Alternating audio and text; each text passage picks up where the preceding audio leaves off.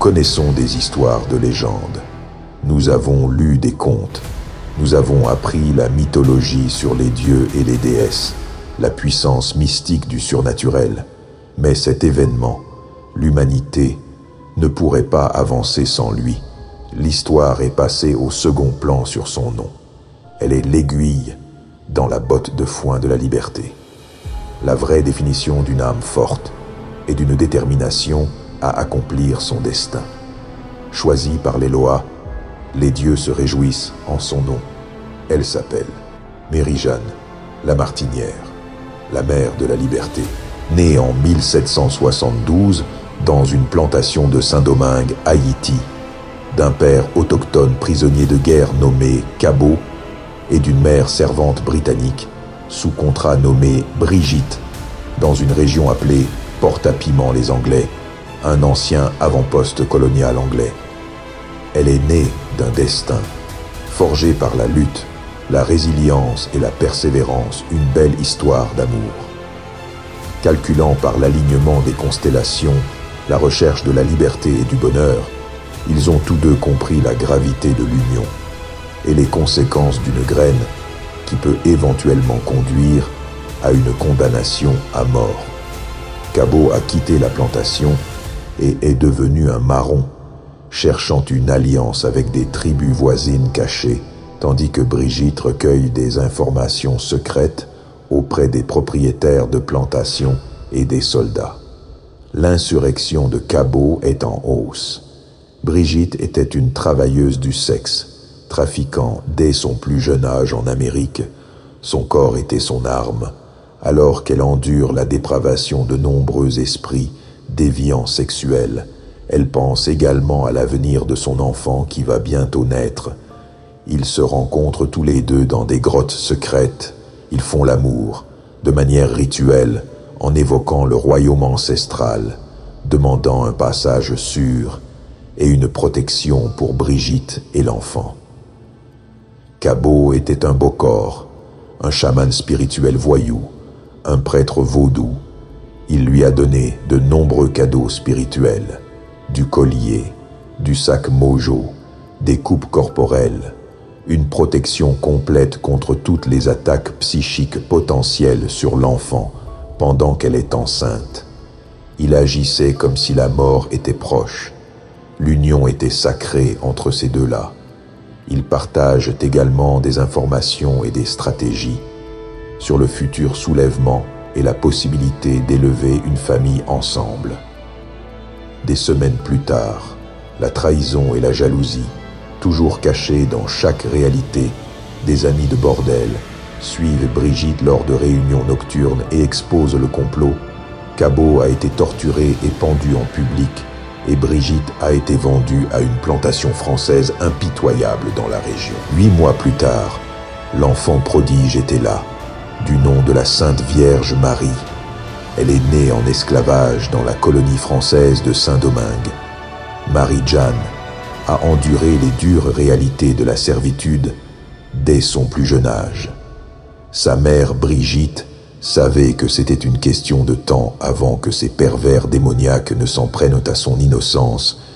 Elle lui a appris tout ce dont elle aurait besoin pour survivre à ce cloaque de dégénérescence. Brigitte lui a enseigné la pratique mystique du vaudou, les herbes, les poisons et les cachettes rituelles dans lesquelles son père Cabot était fortement impliqué. À la suite de ces événements, une série de morts mystérieuses a commencé à se produire autour de la plantation, des épidémies de rougeole, dont un cas grave de varicelle. Dans toute cette folie, Brigitte et Marie restent intactes. Ils pensaient que l'esprit de Cabot était utilisé comme une arme contre les méchants propriétaires de plantations. Il n'a pas fallu longtemps aux fidèles religieux pour remarquer que Brigitte s'emphase et que sa fille pourrait être à l'origine de toute cette folie. La tension est devenue irréparable. Certains ont spéculé que Brigitte était une sorcière et ont demandé justice contre elle. Alors qu'il restait peu de temps à son existence, Brigitte s'est empressée de dire à sa fille de 7 ans qu'elle allait être tuée et qu'elle avait besoin d'être forte, que Cabot et elle surveilleraient chacun de ses mouvements et la protégeraient dans le monde spirituel. Ils ont pleuré avec des larmes incontrôlables de l'innocence d'un royaume céleste. Elle lui a donné un sac rempli de médicaments, de nourriture, un sac de poison d'herbe spécial, Mojo, un pistolet volé et une épée. Elle a déclaré que je prierai pour vous jusqu'à ce que mon dernier souffle suive. Les étoiles du sud vous mèneront à la maison où moi et votre père nous sommes rencontrés. Vous y trouverez de l'aide. Soyez forts. Ne faites confiance à personne d'autre que votre survie. Je crois que vous êtes venus dans ce monde dans un but plus grand, et Dieu vous a comme l'un de ses préférés. Essuyez vos larmes et marquez aujourd'hui comme le jour où vous vivez pour raconter votre histoire parmi les plus grands anges des combattants de la liberté.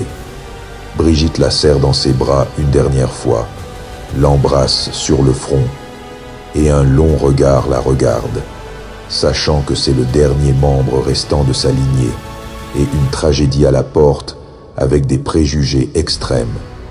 Brigitte entend les gardes se rapprocher. Elle lâche sa petite fille et courut vers eux. Elle a été capturée, humiliée. Elle a été lapidée à mi-chemin de la mort, avec une foule scandant « Brûlez la sorcière ».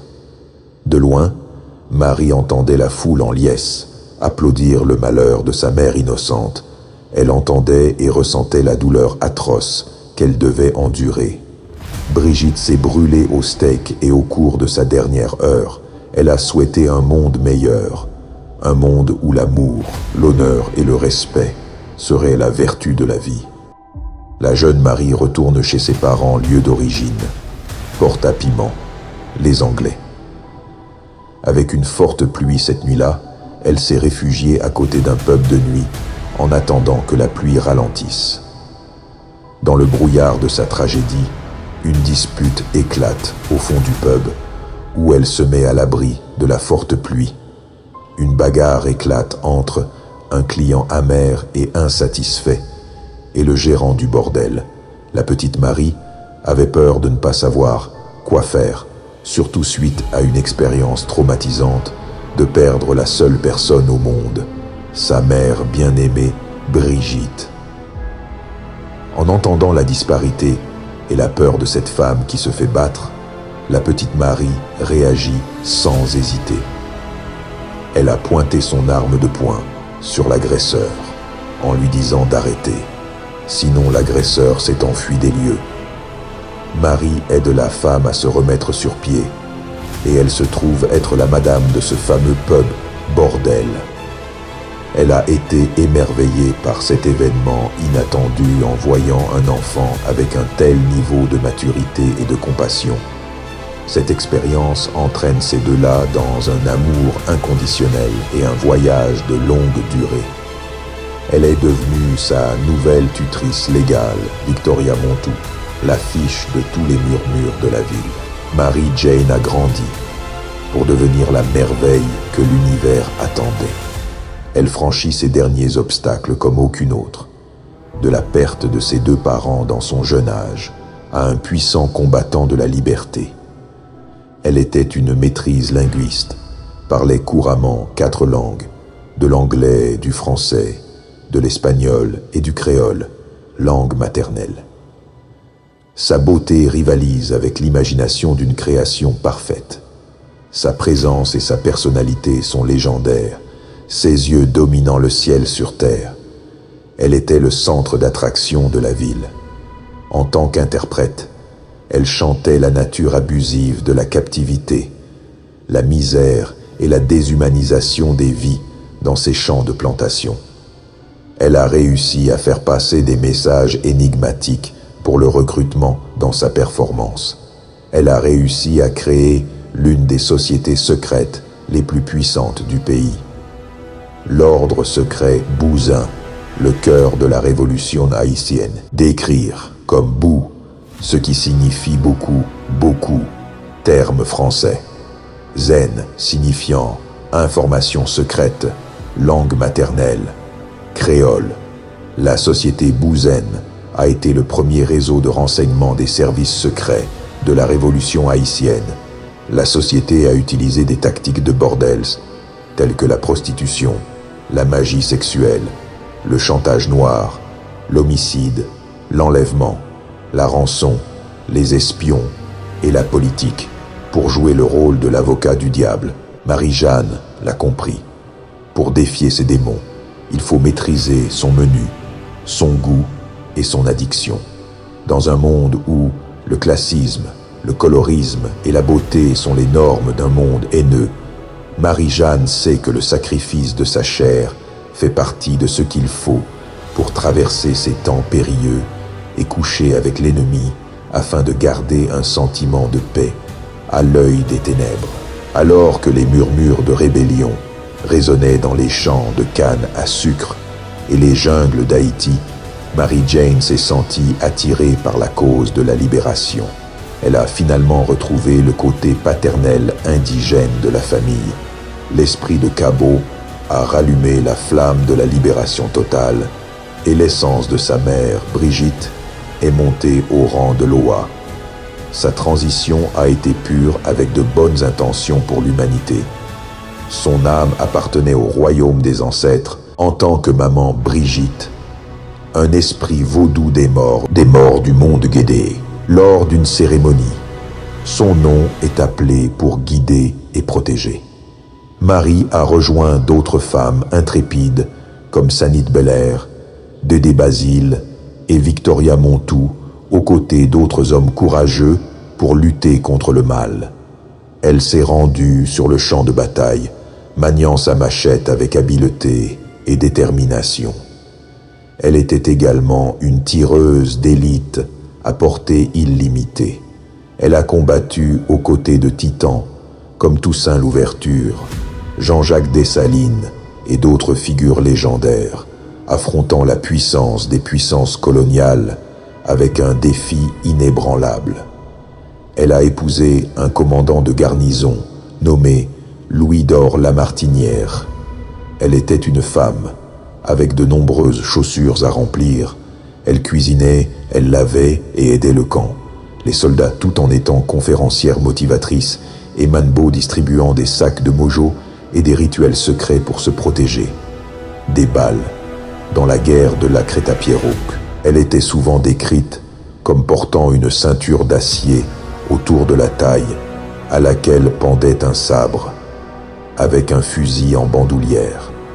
Elle a joué un rôle actif dans les combats, chargeant les canons et distribuant des cartouches, et surtout encourageant ses camarades soldats. Lorsque les combats devenaient animés, elle rejoignait ceux qui se trouvaient en première ligne et utilisait son fusil avec une précision mortelle. Les Français ont réussi à assiéger le fort, mais ce soir-là, les rebelles assiégés, dont Marie-Jeanne, se sont frayés un chemin grâce à plus de 10 000 soldats français, renversant la tendance en leur faveur. L'Empire britannique opérait dans la région sud d'Haïti. Le Premier ministre britannique William Pitt a envoyé une grande poussée en Haïti pour tenter de réprimer la rébellion et de rétablir l'esclavage, en revendiquant la colonie de Saint-Domingue, mais cela a échoué de façon spectaculaire. La révolution a menacé l'Empire de plusieurs manières. Pitt craignait que la révolution haïtienne n'inspire d'autres communautés esclaves des Caraïbes à se révolter contre leurs oppresseurs, s'emparant potentiellement de ces colonies. Pitt était également préoccupé par l'impact de la révolution sur le mouvement anti-esclavagiste au sens large et voulait empêcher tout développement ultérieur du mouvement abolitionniste en Grande-Bretagne. En envoyant des troupes pour tuer la rébellion haïtienne, Pitt espérait simultanément étouffer toutes les révoltes qui couvaient dans les territoires britanniques des Caraïbes, réprimer le mouvement abolitionniste britannique et conserver les avantages économiques générés par la hiérarchie coloniale sur l'île.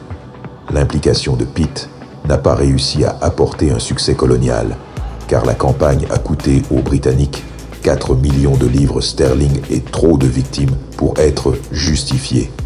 Pitt retira ses forces d'Haïti en 1798.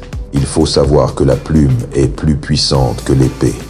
La perversion de l'histoire a ruiné l'humanité jusqu'à la division totale.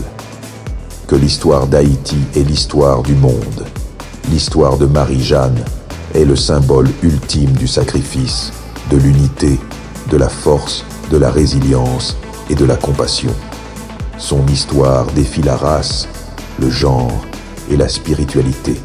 Elle prouve que l'humanité passe avant tout et que le noir ou le blanc est une construction humaine haineuse de séparation massive. Que l'amour et la compréhension sont avant tout des formes de haine. L'histoire de Marie-Jeanne est la véritable définition de la liberté. Liberté et justice pour tous. Merci d'avoir regardé mes beaux frères et sœurs de tous horizons. Je veux transformer cette histoire visuelle en une série à succès, ou un film dont nous pouvons tous être fiers. J'appelle tous les producteurs et acteurs.